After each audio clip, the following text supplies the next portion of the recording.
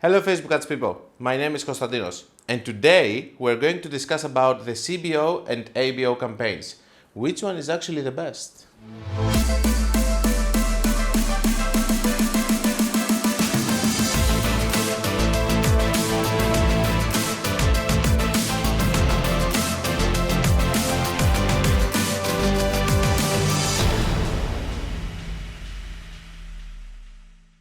So, today we're discussing about ABO and CBO campaigns. If you don't know what ABO and CBO is, you can go Google it. I don't care because this channel is actually only for experts. Meanwhile, Well, if you talk to them like this, no one will watch your videos. Do you think it was too much? 10 seconds later. If you don't know what CBO and ABO is, I'm going to explain to you right away. This is why I'm here after all. ABO stands for Ad Set Budget Optimization. If we have a campaign with 10 ad sets, we can decide with the ABO structure how much each one of them is going to spend independently. On the other hand, we have the CBO structure, which stands for Campaign Budget Optimization. We just set a budget at the campaign level and Facebook decides how it's going to distribute it among the ad sets in order to get the best possible results. After 24 hours, for example, you might see an ad set spending 50 out of the 100 and another one just spending $1. Facebook decides on results and engagement how it's going to distribute actually the money. The big question here is Facebook a platform that I can trust and I can give all of my money so that they can distribute it in the ad sets as they want? The answer is no, but we do trust the algorithm. If we had discussed about CBO vs ABO 1 year ago in the spring of 2020, I would have then told you that ABO is better. Like always, when Facebook introduces a new feature, it needs time until this feature starts working properly. And guess what? CBO is beating ABO always nowadays. It is working, so please start using it. Okay, now I think it's time to explain you some things in my computer because some things like the optimization are a little bit advanced. I will try to do my best and most probably I will do more videos about it, but just keep in mind that optimization is something that you learn by doing ads and by spending money. You cannot just follow a blueprint, it also needs your instinct. So let me show you first of all the basic settings. We can see that we can create one campaign. If it is a conversion campaign or whatever, we can see that if you come here, you see the campaign budget optimization. This is what I was mentioning before, that you decide how much money you're going to spend across your ad sets, okay? So you're having several ad sets and you decide the money that you're going to spend. Facebook is going to spend this amount of money based on engagement and other metrics, understanding how to spend your money in the best possible way in order to have the best possible results. Now, the way that I like to do ads is with CBO campaigns, and of course, if we go on the ad set level, with dynamic creative, okay? I love dynamic creatives, and I think that they have a very good synergy when they're working together with a CBO campaign. Now, when it comes to my bottom of funnel like retargeting, that you have very small custom audiences that you're going to add here, then I'm not against using ABO because you can have budgets like $20 or $30 and you should not put many ad sets, and especially if you are running catalog ads, you can actually use it in a way that you're not going to have competition between your retargeting. Now, when we are talking though about interest, we know that we have very big potential reach, and if we use also the expand button over here, the potential reach for United States, for instance, is 260 million. As you can understand, this is huge, and if you have a CBO campaign, most probably you're going to have better distribution of your budget. Another way to run ads, if you want to do them, is ABO. If you close this, you can come here inside your ad set and you can actually put your daily budget, the budget that you want to spend per ad set. Now, the difficulty with that is that imagine that you have a very good ad set which is working very well. The problem is that if you started with 20 and then you want to scale it to 100, you are asking basically 500% of raise. But if you start with a CBO campaign and then your ad set spends immediately $60, $70 because it's working very well and Facebook wants to spend money on something that is working and it's getting results, that means that your ad set is starting from a bigger level of initial budget, and then you can scale it more because you are asking less, okay? 100% raise for the $70 that it started. As an example, it's going to be 140. As you can understand, it's easier to scale like this. This is why back in the spring of 2021, as I mentioned, I was using ABO campaigns, but I was scaling with CBO campaigns, okay? I was doing ABO campaigns. I was actually finding the ad sets that was working very well. I was spending $20 or $10 per ad set in very big campaigns. I was finding the interests and the settings that they were working very well. And then I was taking my best ad sets, I was putting them in a new CBO campaign with a bigger budget so that I can be able to scale. Because whenever I was trying to scale my ad sets that they were spending $10 or $20 in the ABO campaign, it wasn't possible and they were just dying. Now that I showed you the general settings and how to use the ABO and CBO, I can tell you that most probably you should use CBO, and when you're doing cold traffic with interest, this is what I'm doing, this is what a lot of people are doing actually. Let's discuss a little bit about some individual campaigns so that you can get a feeling of how this is working. Because one of the biggest obstacles when we're talking about CBO campaigns is how much money should I put and how many ad sets. This is the ratio that is the most difficult thing to actually understand and actually implement in your strategies. And this is one of the questions that I get most of the times. So when you are having a CBO campaign, this is one example, okay? We're having a CBO campaign. It's having inside 11 ad sets, as we can see here. And this campaign started on the July of 2021. On 26, it has nothing. So on 27, it started. Let me show you how this campaign actually evolved. If we come to this, if you don't know, with this clock over here, you can see who has done changes, and you can also see how much and the changes that are happening, okay? It went from to conversions, we had 100 per day. You can see all of these settings and who has done it. So sometimes in an account, if you don't know who has done something, this is the way to know and actually confront the people that they have done a mistake maybe. So we started with 100 per day. This campaign now spends 140, okay? I scaled it a little bit.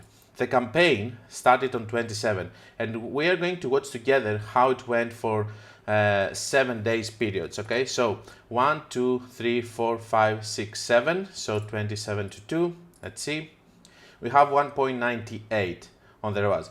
This is a company that is actually very happy with 2 ROAS plus, okay? I'm getting much higher numbers like 3 and 4 ROAS with them. Ooh. So they're pretty happy with me. We have then, if you go from 28 to 3, 1, 2, 3, 4, 5, 6, 7, we are going to see 2.11. So we are becoming better and better day by day. Why? Because I'm watching the amount spent over here and I'm watching the ROAS that I'm getting. Whatever is not working, I'm closing. As you can see, I'm turning off the ad sets that are not working and I'm keeping the ones that are working. So let's continue. If we go from 29 to 4, 2.19. If we go from 30 to 5, 2.42. If we go from 31 to 6, 2.90. And let's see the first week of August 2021, 3.58. At that point, most probably I started scaling a little bit. 3.26, 5.24. So as you can understand, the results were becoming better and better. Why? Because I was optimizing, okay? I was turning off the bad ad sets, I was keeping the good ones, and I could understand that the balance that I had at that point with 100 spending, it wasn't enough, basically, okay? So I started scaling a little bit, and now I'm in the point that I'm spending 140 with very good results. Most probably I'm going to scale more and more.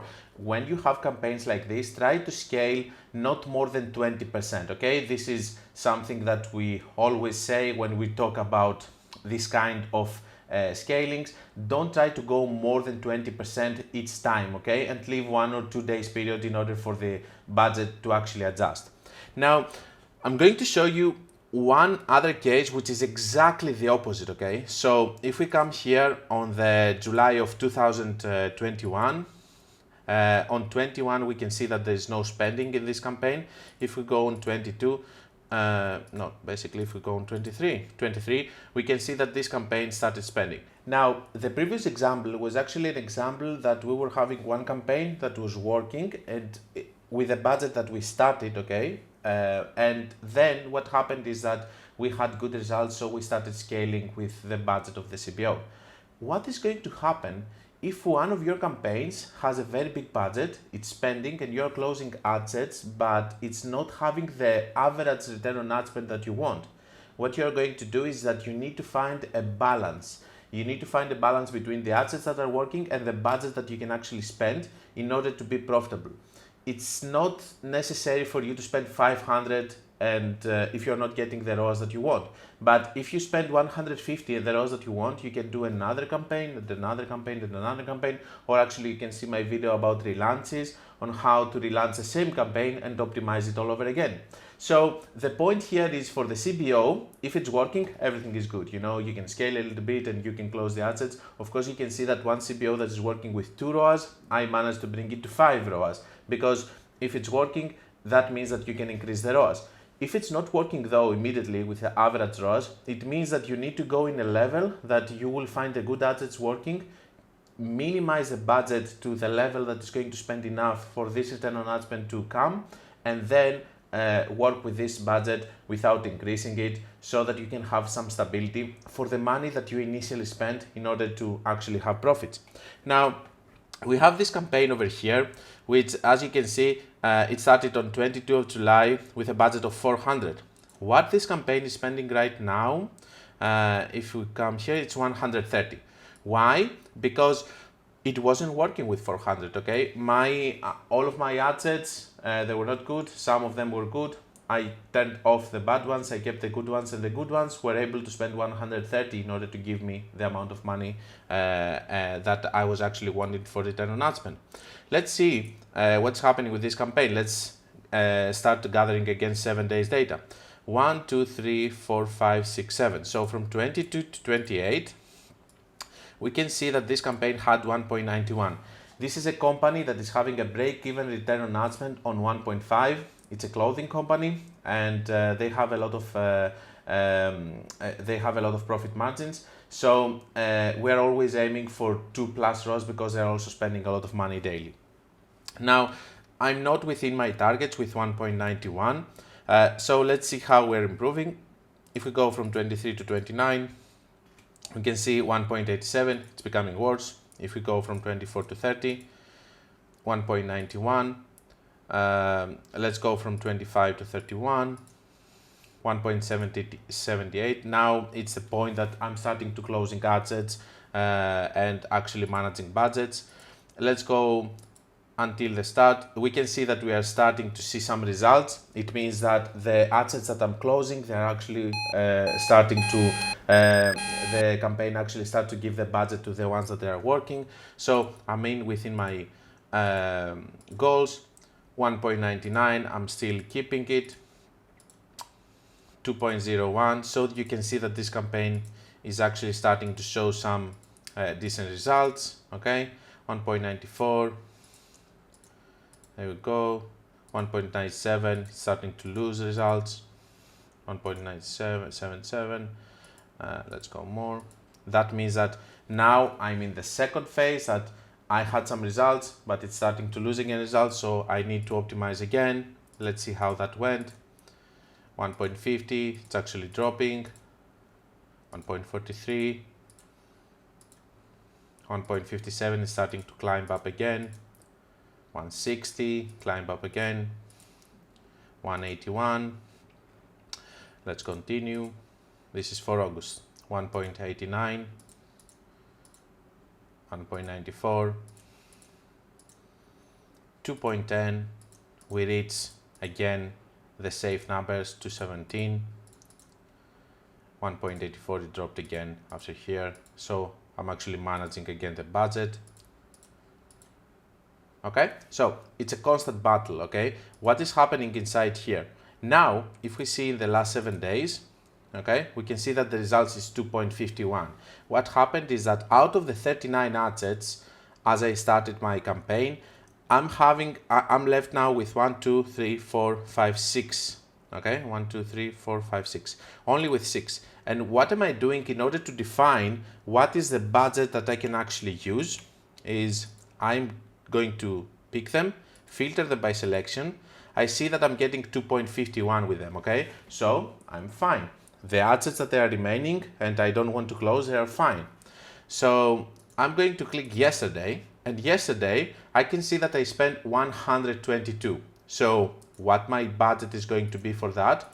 My budget is actually going to be 130, a little bit more, okay? So that I can have the space to spend the 122. I want to be sure that I will spend the 122. Why is this important?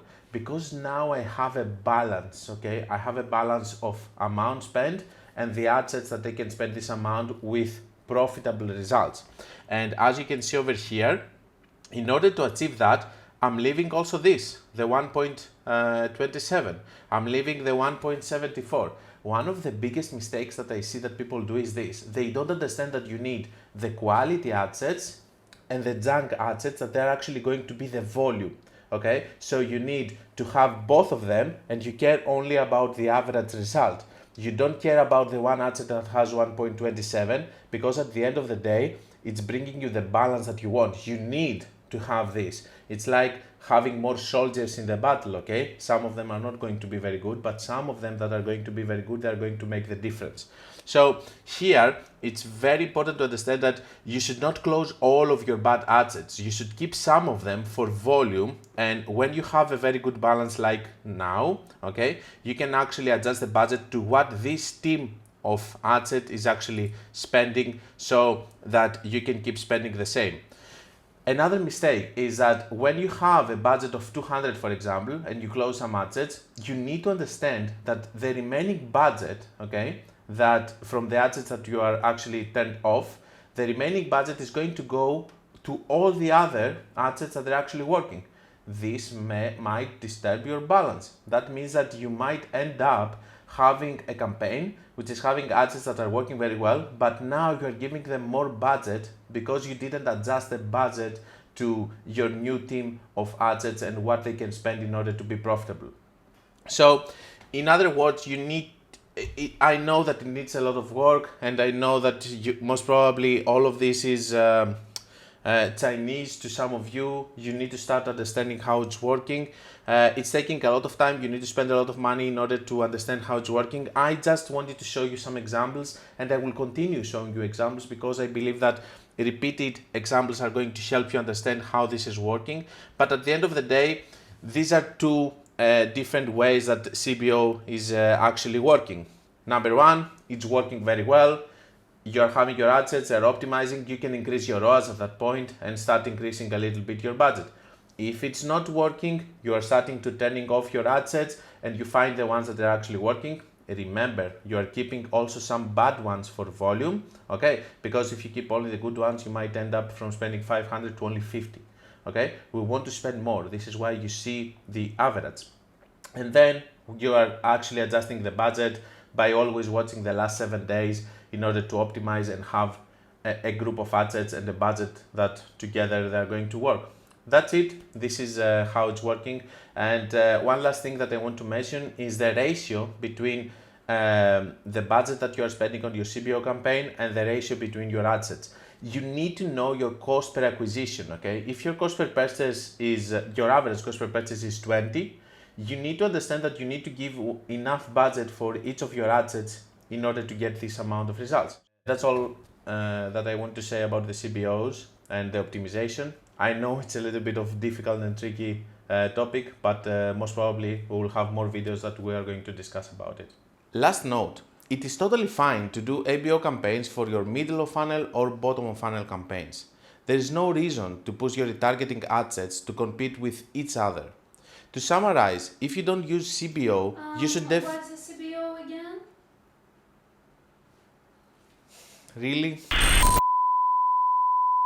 In any case, use CBO at least for your cold traffic campaigns. You won't regret it. Hit the like button if you liked the video and subscribe if you want to see more in the future. If you feel like it, leave your questions below with the hashtag AskKonstantinos and your question might be featured in a future video.